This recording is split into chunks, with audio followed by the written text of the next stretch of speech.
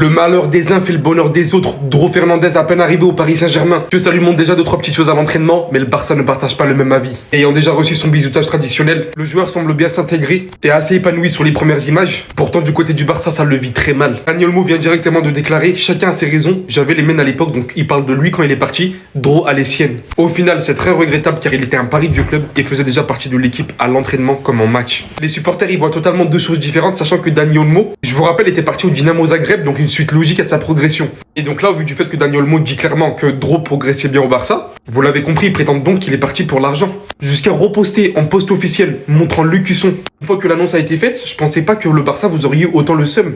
En tout cas, sur les premières images, le joueur est littéralement épanoui. Beaucoup de supporters parisiens ne le connaissent pas, j'en profite pour vous dire 4 anecdotes sur lui. Son vrai nom est Pedro Fernandez Sarmiento. C'est son frère qui l'a surnommé Dro. Il est d'origine hispano-philippine, son père est espagnol, sa mère philippine. Dro Fernandez et Luis Enrique, son entraîneur actuel, partagent le même agent, Ivan de la Peña. C'est ce qui a facilité le transfert. C'est d'ailleurs là qu'on a pu voir vraiment une folle proximité entre l'entraîneur et le joueur directement d'entrée. Lorsqu'on lui demandait de signer le contrat, Luis Enrique lui a dit: signe ici, 50 buts et 50 passes D. Et bien évidemment, pour finir, il est identifié comme l'un des plus gros talents de la Masia depuis son arrivée en 2022. Né en 2008, il était régulièrement surclassé, voire double surclassé. Bonne intégration à toi, Dro. Sache qu'il y en a qui vont te suivre de très près, va falloir y faire face. Non, il a pas fait ça.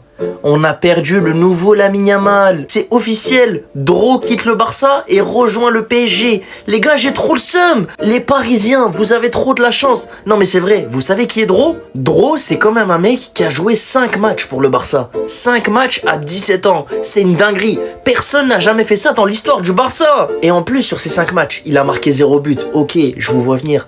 Mais sur ces 5 matchs, les gars, il a donné une passe décisive. Une passe décisive en Ligue des Champions pour Monsieur Fermín Lopez. Et ça, c'est pas rien. Non, les Parisiens, vous avez trop de chance. Vous avez récupéré quelqu'un, vous avez récupéré une référence mondiale. Et heureusement que vous l'avez pris, hein. Parce que s'il restait un mois de plus au Barça, mais là, il aurait pris la place de Lamine Yamal. C'était fini pour lui. Non mais les gars, on parle de Dro Fernandez. 5 matchs au Barça. 5 matchs. Et apparemment, en plus, Hansi Flick était dévasté par le départ de Dro. Carrément, il est en train de pleurer. Il s'agissait de la plus grosse déception de sa vie. De sa vie, les gars. Non, franchement, les Parisiens, bien joué. Vous avez pris le futur meilleur joueur du monde. Non les gars, c'est dur. C'est dur, je sais pas si je vais m'en remettre. En fait, je sais pas. J'ai l'impression que ma vie n'a plus aucun sens depuis que Dro a signé au PSG.